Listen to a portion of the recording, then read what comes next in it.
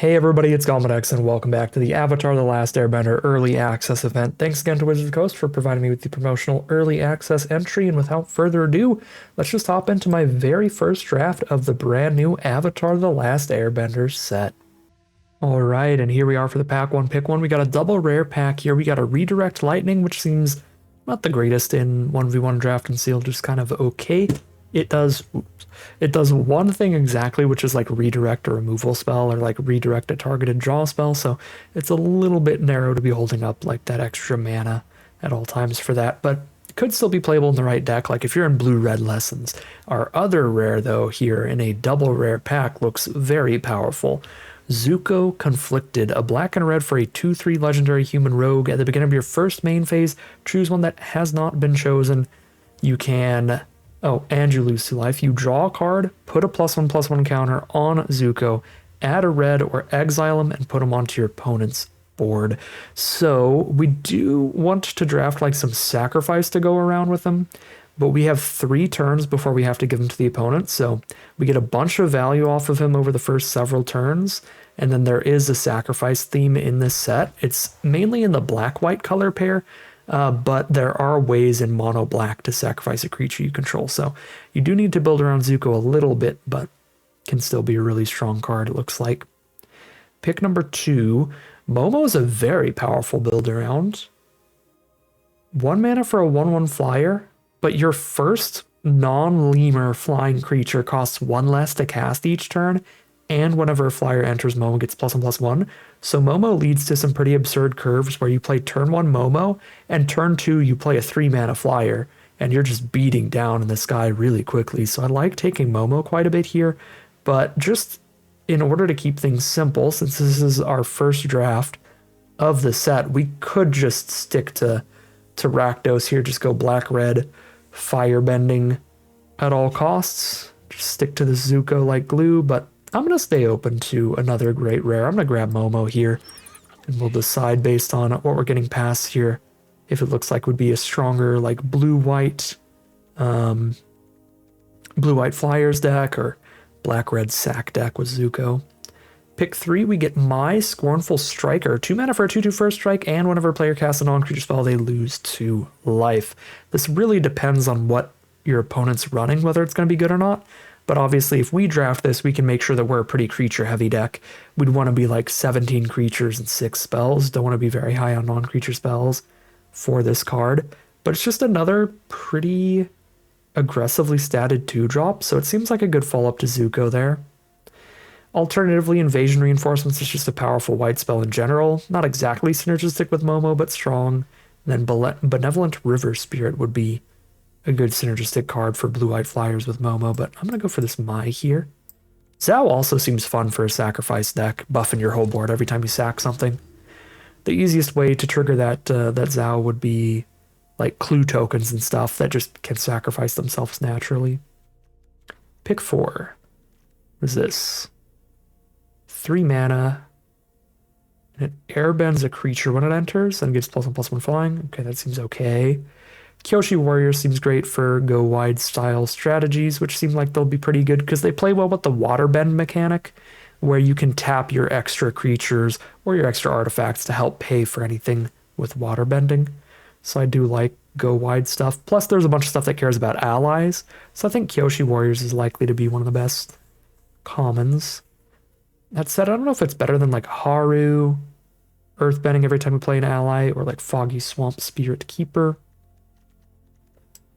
Take a Haru here, but now I am just all over the place, like 1 card of every color. Pick 5. 3 mana 0/4 reach. Whenever you attack, get a 2/1 Ballistic Boulder attacking for the turn. Cute. Disciple seems fine. Katara seems like the strongest of these cards. Every end step where she's tapped, she gets to put a +1/+1 counter on her, and she can waterbend and draw cards in the late game. Back towards trying to maybe do like blue-white Momo stuff. Pick 6, another Kyoshi Warriors in white. Also the Cat Owl, which is a flyer for Momo. But I think just in general, Warriors is a great stat line that plays well with a lot of stuff. All right, yeah, this is looking pretty good for blue-white. Pick 7, bunch of blue spells, powerful white, uncommon. Blue-white might be the path to take here. I'm not going to fully commit yet. I'll still keep all these different colors up here to keep them in mind that we do have those options. Boomerang Basic seems efficient. 1 mana, bounce any non-land permanent. You can bounce your own card and draw a card. But Appa seems really strong. Very expensive, but a really strong finisher. They're a little cooler. Try them out. Pick 8. Octopus form for your little shore up style hexproof trick, your snakeskin veil style trick to counter removal, or we could take like waterbending lesson for solid draw.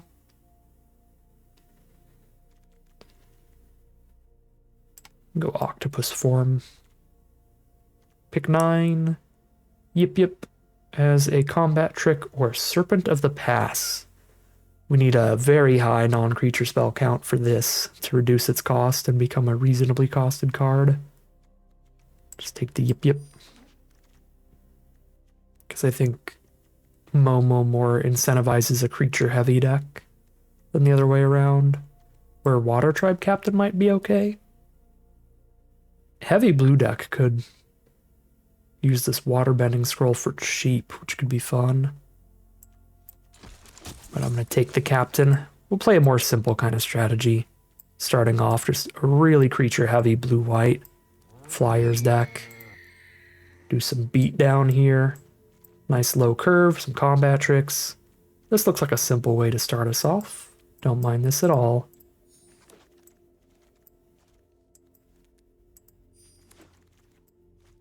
All right, pack 2, what do you have in store for us?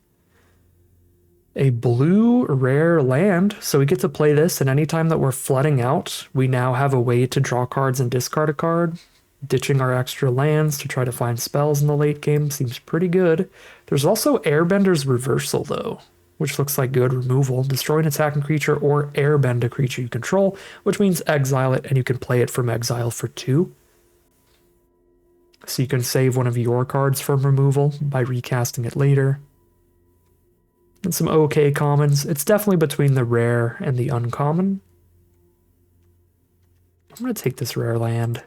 Get some flood prevention locked in for us. Pick 2. Invasion Submersible looks like a great tempo play. You are bouncing your opponent's best non-land permanents when this enters.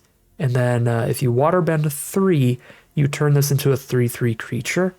And again, because waterbending is an ability you can pay, you can tap your artifacts and tap your creatures to pay for. You can tap the submersible to its own waterbend, so it's actually pretty cheap to turn that into a creature. There's also Suki, though. Every time Suki attacks, get a 1/1 ally attacking. That does him really strong. More creatures off of every single attack. Yeah, Submersible and Suki both seem like incredible uncommons. Actually go for the Suki here. Pick 3. Razor Rings, being lower on removal, grab that. For some cheap removal. I don't really want a second Appa for legend rule purposes.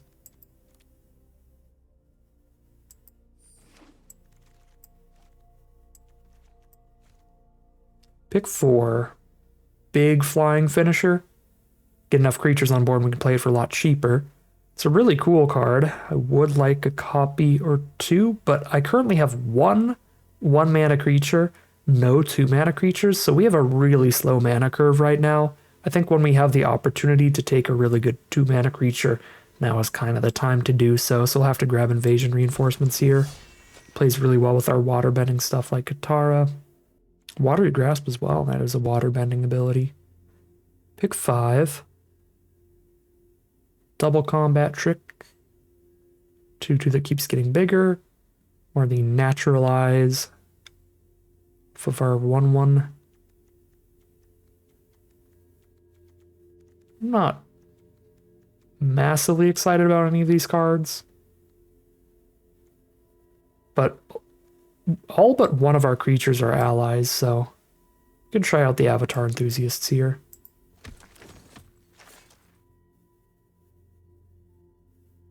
Everything but the cat owl. The cat owl is not our friend. Not our ally. Another 2-mana creature. Help that mana curve for sure. The Waterbender looks fine in here. Accumulate Wisdom can be very good when you have a lot of lessons in your deck. We have 3 right now. But I mean, you need like a lot. Because you need 3 in the graveyard to get the really good ability off of this. But then it's just straight up 2-mana draw 3, which is pretty absurd. I feel like this card's going to be awesome with enough lessons. But I really want to make sure I'm playing to the board consistently. Easy Iguana Parrot, great combo with Momo, and just a solid creature for the cost. It looks like generically. Flying, Vigilance, Prowess. Those are all solid abilities to have. Another Iguana Parrot. Or Air Nomad Legacy. 2 mana to get a clue token and give all your flyers +1/+1. I mean, that's theoretically good, but we currently don't have enough flyers to make it great. I'm going to take it anyway. It's like literally the build around uncommon for our color pair. It's got to be worth it. We need to take every single flyer we see in pack 3 to get there at this point. Get a Gran. Come on in, Gran.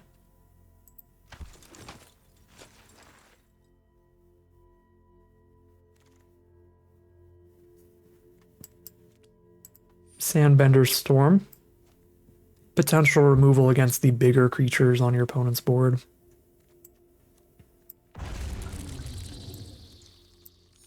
Alright, pack 3, just give me a bunch of really good flyers, please.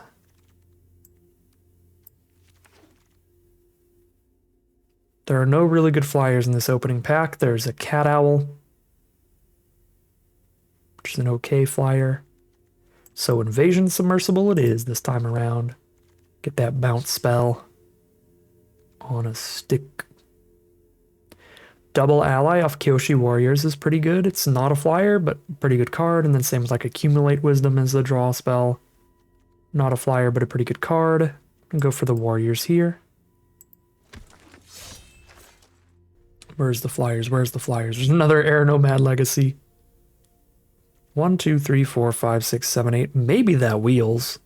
Somebody will probably hate draft it at that point, because we'll be down to like random little tiny stuff like Borcupine and Tiger Seal. But let's take Glider Kids. We need the flyer desperately. I think the only way to get another Air Nomad Legacy here is to pray that one wheels. I don't think I can justify taking another one with our like 4 flyers right now.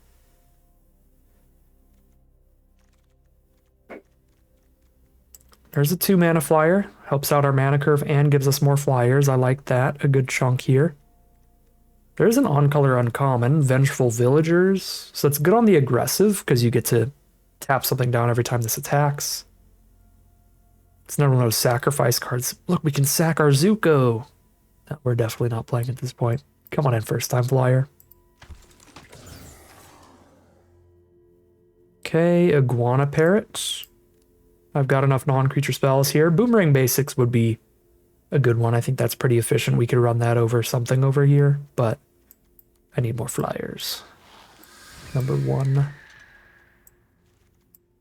Cut a bunch of non-flying creatures now. Another flyer, come on in, Glider Kids. Wow, this seems strong in Boros, where it's pretty easy to cast. A little hard to cast for us here. Triple white and 2. Probably not worth it over just a flyer. Another Iguana Parrot. Well, we got there on the flyers in the end, which is nice to see.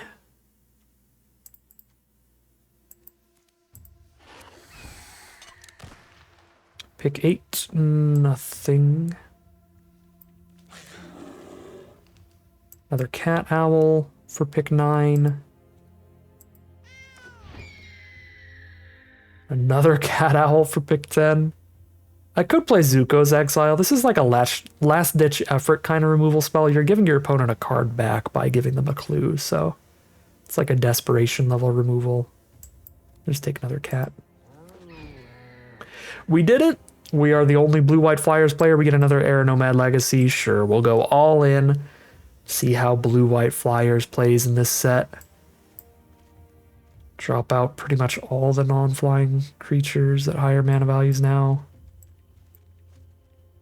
There's a lot of visual glitches going on Arena right now, so I'm not sure how many cards are in this deck. Hopefully this is 23 cards and we've already done the deck building. We got it out of the way. I might have to cut Gran. She's so cute, but gotta do what you gotta do. Yeah, sorry. We have 43 cards. We gotta cut Gran. R.I.P. What's the creature count? 16. So some non-creature spells getting cut here. So we got removal, combat tricks. This is another creature basically. So we're actually at like 17 creatures. We have 4 removal, 2 combat tricks, 2 anthem effects. Then the bounce creature, kind of. Here, I'll just make it put vehicles up. There. We could cut a creature here, still. Cut one of the 3 cat owls. And then cut, yep. Keep the counter spell. The octopus form, and all of the removal. This is 1, 2, 3, 4, 5, 6, 7, 8, 9 flyers still. 10 with Appa. Yeah, let's go. Drop a yip, and play this nice little blue-white flyers themed deck. Looks like a nice simple place to start here. Ended up being pretty open as well. Got double Air Nomad Legacy. Looks like some fun stuff here, even if we didn't get to play our pack 1, pick 1 rare in the end. So let's hop into the gameplay and see how well this deck can do on our first Avatar: The Last Airbender draft. Alright, kind of start off with a forced mulligan here, sadly. Okay. We're on a 9-8 split, so we're very close on both of our colors mana base wise, but we start with a mono blue hand and then draw into a mono white hand. But at least the mono white opener has all white spells to cast. And it's got Momo into 3 mana flyers as the curve out if our opponent doesn't have some cheap red burn. But they are mono reds, they might. They do not. They just play Deserter's Disciple. Now we're just going to start slamming down Glider Kids and scrawling towards islands because we've drawn 2 blue spells in a row without any blue sources. There's another plains, but I gotta ditch it. I need islands. 3 mana now. There's Uncle Iroh, a 4/2 with Firebending ones. They get 1 mana every time it attacks, and their lessons cost 1 less. Pretty terrifying. I don't really love Katara on this board. I think I'm just going to keep slamming down flyers. I like the Scry over the Iguana Parrot. Get the 4th land, and then I can double spell Parrot and the +1/+1 counter creature.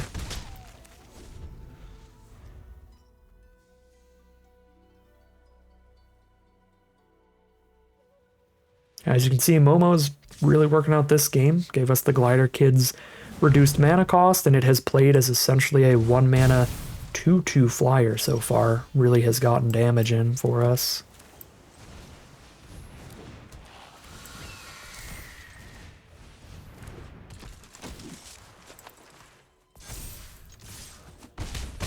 And they're down to 7 already. We have 8 power in the sky here. We do have the Boomy Bash for the 2/3. Firebend Iroh and hit for 6. 1, 2, 3, 4, 5, 6 damage on the crackback. They're dead if we hit a flyer or a non-creature spell. So there's a lot of lethal draws here. And that is super lethal.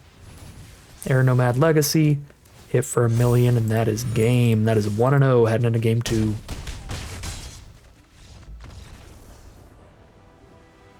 Here we are for game 2, back at it again with the monocolored openers. This is a very unkeepable one. Even if we had both colors, we wouldn't have a play for a long time. Keep the 6-card hand. ditch the 5-drop. It's a 2-land opener. Feels a little bold to keep a 5-mana card in it. And then we top decked a 6-mana one. No early removal on Momo. Cross the fingers, cross the fingers. Oh god, what is that? +1/+0 for each color among allies you control, and if they get all 5 colors, they can Earthbend 5. That is a fun build around. Okay, here's Glider Kids for cheap off of Momo and Scry. That is not a land, so I scry it to the bottom. Hit for 2.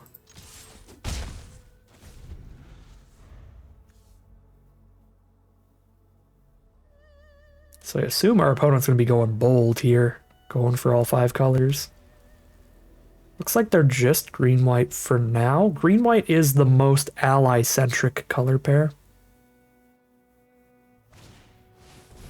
There's Waterskin. That's a man of any color. Okay, okay. So they could be doing the thing.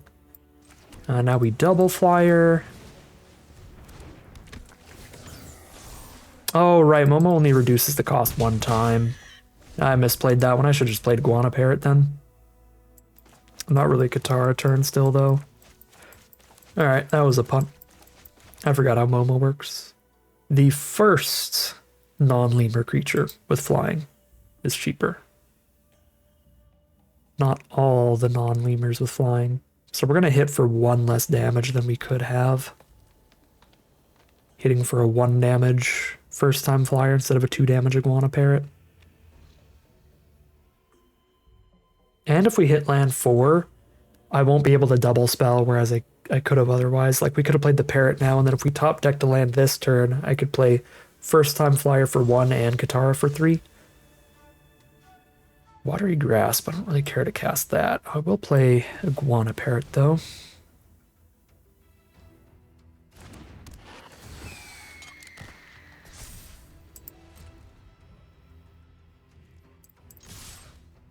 Watery Grasp does literally nothing right now. Okay. Get mega bombed. This is insane right now.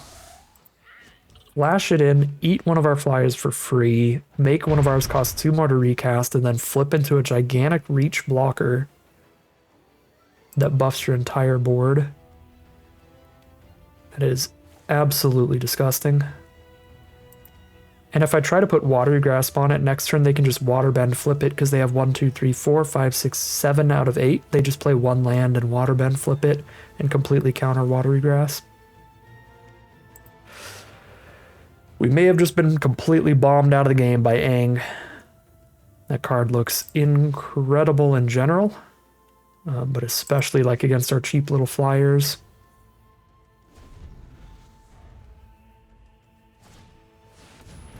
Okay. Double Anged. When it enters, look at the top 5. Draw a creature from... Oh no, you put it onto the battlefield? Jesus, yeah, put a second Earthen ally onto the battlefield. And whenever another creature control leaves the battlefield, you transform Aang into a 4/4 flyer. All of your lands have vigilance and you Earthbend 2 every turn. Well, that's the quadruple rare on the board now, by the way.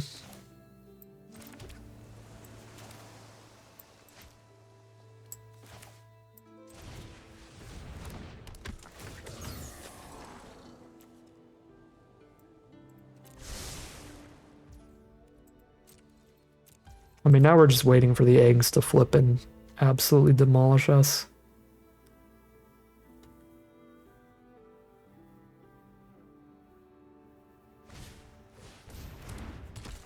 Cabbage Merchant, that gets a basic every time they sack a food, right? Yeah, so they can try to get their 5 colors for their Earth and allies.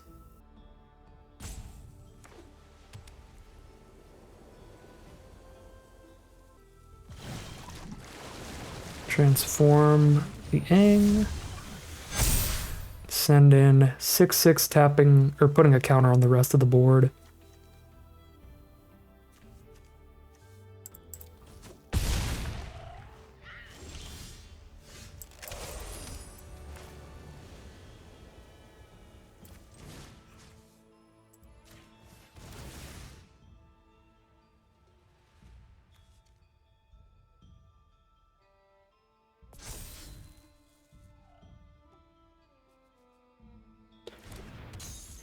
super dead on the crack back here.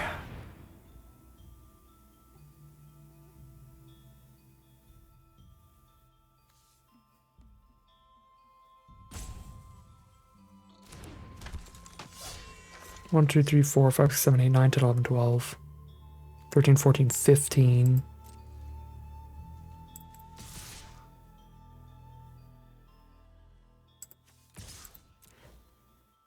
Got 2 blockers up still.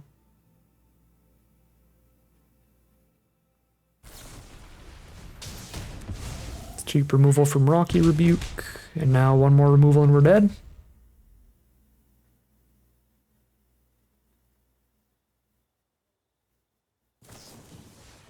Discard a card, draw 2.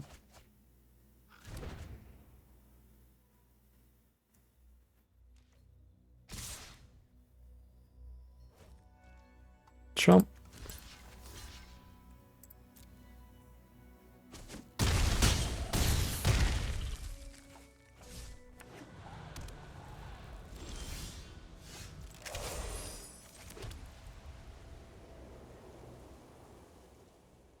Non-permanent U control. Yeah, it's not going to do it. All right. Well, turns out casting 4 rares is pretty good. 1 and 1 heading into game 3. Here we are for game 3. Mono-colored hands all day. Certainly some disappointing draws. Mold a 6 again. Keep the 6. And ditch the 5 mana spell.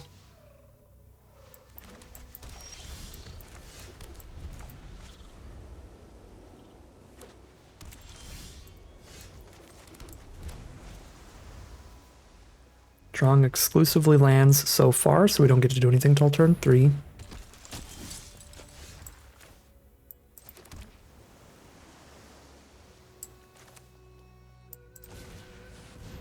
Iguana Parrot into Submersible will allow me to play the Submersible and Waterbend to activate it next turn.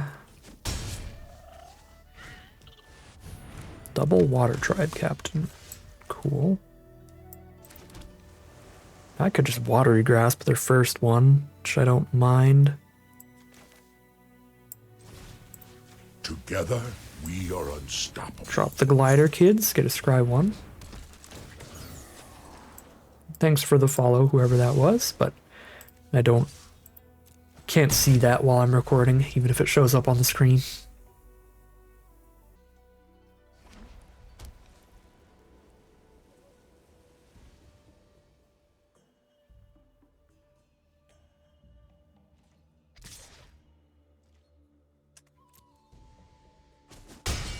Go to 14. Heibai is pretty good against the water thingy, but our Submersible is pretty good against him.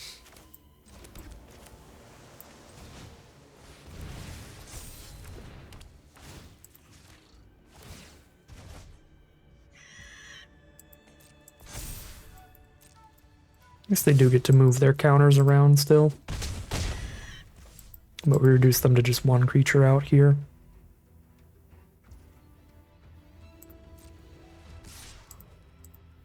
Take it.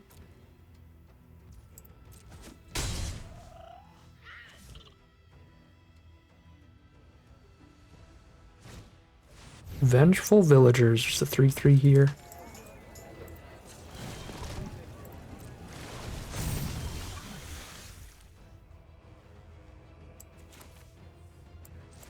Cat Owl and Katara. Neither of them do anything on the enter. Nor do either of them trigger prowess.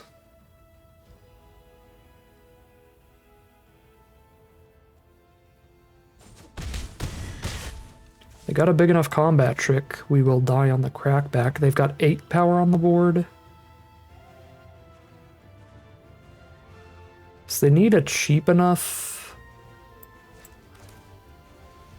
2, 3, 4, 5. I don't have enough to waterbend with Katara yet. Yeah, we'll just play the Cat Owl. They need a cheap enough removal spell to go like removal spell plus attack both plus activate the waterbend, which is not a thing. Oh, this isn't a waterbending ability anyways. It's 5 to do that. So they would need a 0 mana removal spell to kill us here.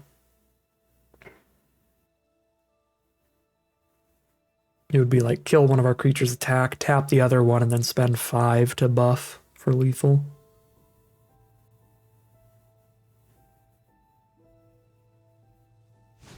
And they're dead on the crackback. Oh my god.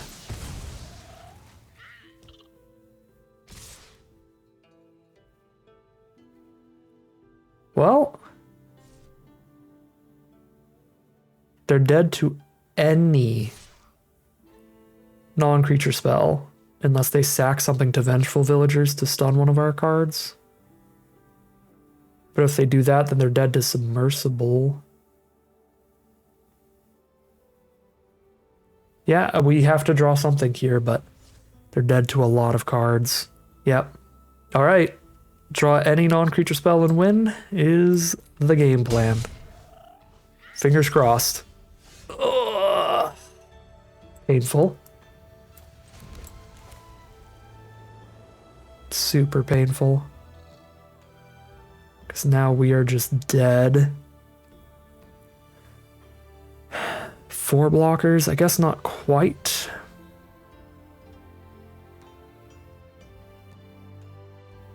They are forced to trade somebody into Submersible.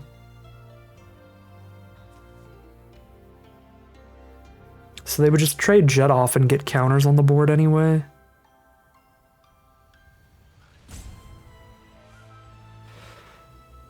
This is so bad.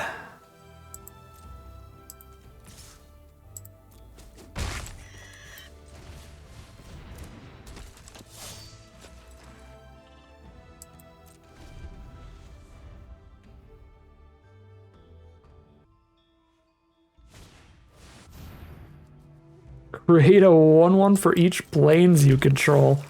Oh my god. So they can sack one of those to the Vengeful Villagers to tap and stun one of our flyers forever and force us to chump with the other one. Brutal. Yes, that we don't have crackback lethal. We were just one non-creature spell from winning the game. So close.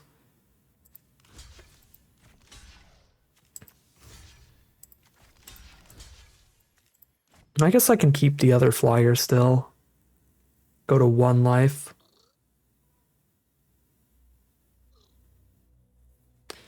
Do have a combat trick we could draw to lethal them.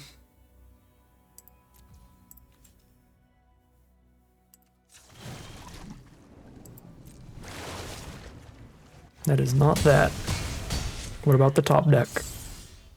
That is also not that.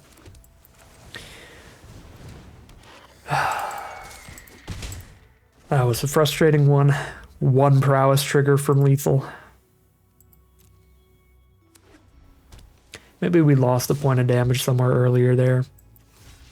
But it is what it is. 1-2, head into game number 4.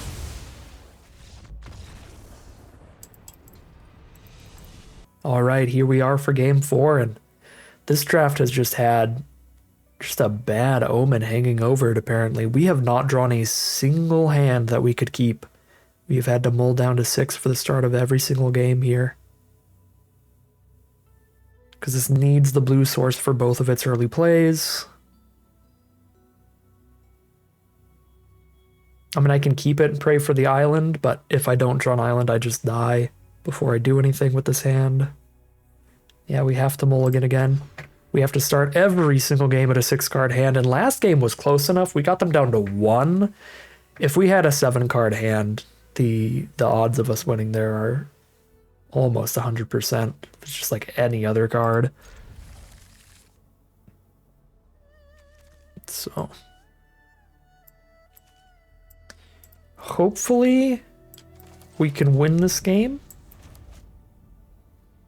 and then maybe get some 7-card openers in future rounds. That's the hope. Because the mana base is not sketchy at all. It's a just traditional 9-8 split. Nothing wrong with the mana here. It is certainly drawn like there is something astronomically wrong with the mana. Playing against black-red, they start with Pretending, Pox Bearers.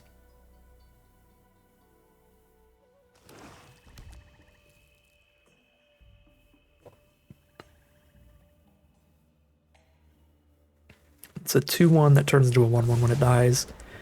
Got the Lightning Strike to kill Iguana Parrot. Rude. There's an Oppo to top off our curve.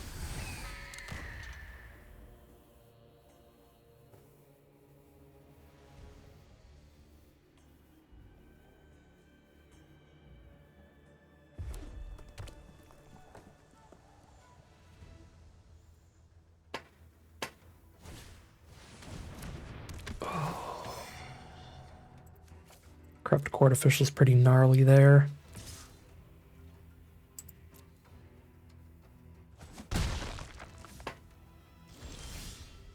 There's land 5 out of 6 for Appa.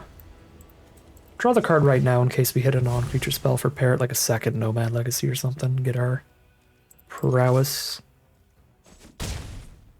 We did not. We just hit land 6, but land 6 is still good. Vindictive Warden can keep shoot me for 1 of the face.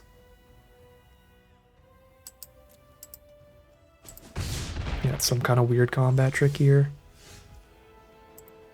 Now we're pretty close to holding up the Razor Rings, in which case we can definitely go for the block. We can airbend our Air Nomad Legacy to get another Prowess trigger and another Clue token soon enough.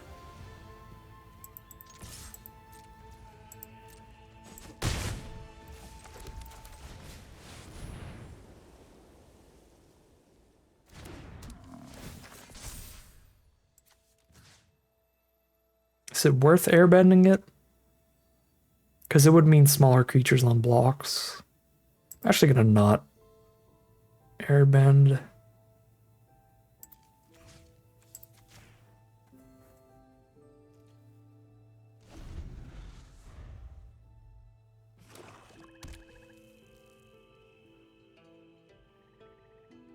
Keep the toughnesses as high as possible, because I don't think I can afford to not block again. So we'll have to hope they're high enough toughness to get around whatever nonsense is happening here. Just kill that one. I'll keep Appa out of combat. They're way bigger than the parrot.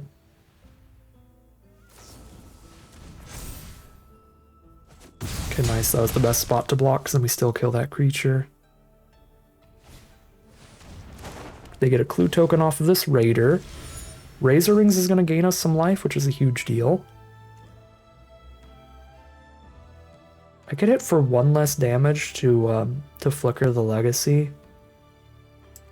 But then it'd be 2 to recast, 2 to crack the clue, 2 to play Razor Rings. I wouldn't have Octopus form up as well.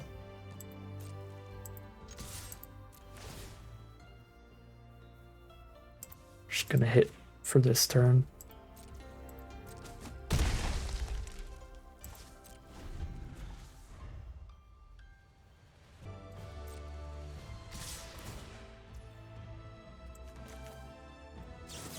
Kill that, gain 2.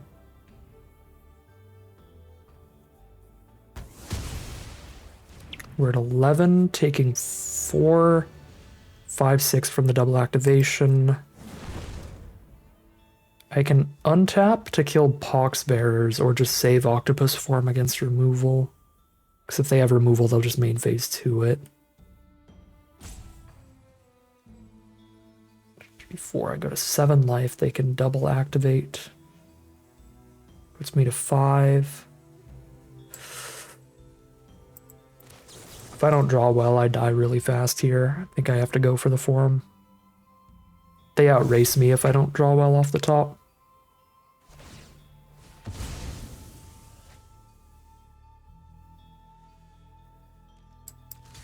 You can block the Pox Bears to make that much less likely.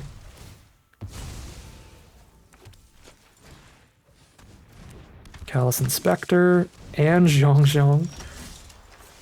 And we top deck a basic. Well, they definitely outrace me here. We can draw and discard with our land, or we can flicker this for a clue, but that's 4 mana with Air Nomad Legacy. So it's 4 mana either way to draw 1, essentially. So I'll just use the land. We would have been not dead if we drew that first, but top decking that means we're dead. Top decking it off of the land activation because we can't afford it. 1, 2, 3, 4, 5, 6, 7, 8, 9. It's exact lethal if I attack. So I have to pass. Yeah, if we drew this instead of the land, I think we could have won here. Because then we hit for 5, we deal with this thing. Take 1, 2, 3, 4, 5, 6. Yeah, we would have won the race if this was 1 card sooner. What a bad omen for the draft format that this is how our very first draft goes, but that's the way of Magic. I mean, we 7-0'd our first sealed, so sometimes you're on a lucky streak, you're on a good winning streak, and then sometimes it is the exact opposite like it was today. Rough. I'm not sure if we can survive. Let's see, we can play Glider Kids and have 2 blockers up, or we can play Lost Days. I have 2 blockers up. Block. No, this thing has Menace. So what? Block. Take 1, 2, 3. Nope, dead to Warden abilities if I play Glider Kids and they attack all.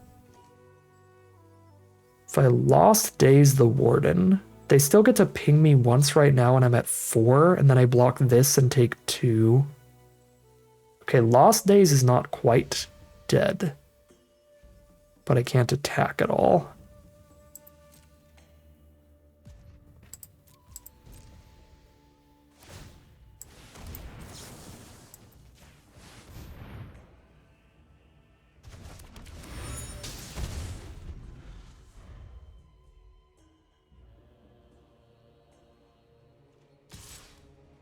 Go to 3. Combustion Man. Mega lethal. Just drew our cards in the wrong order. These cards could have got there if we hit them before the lands. Same with the Lost Days there. They are too late now.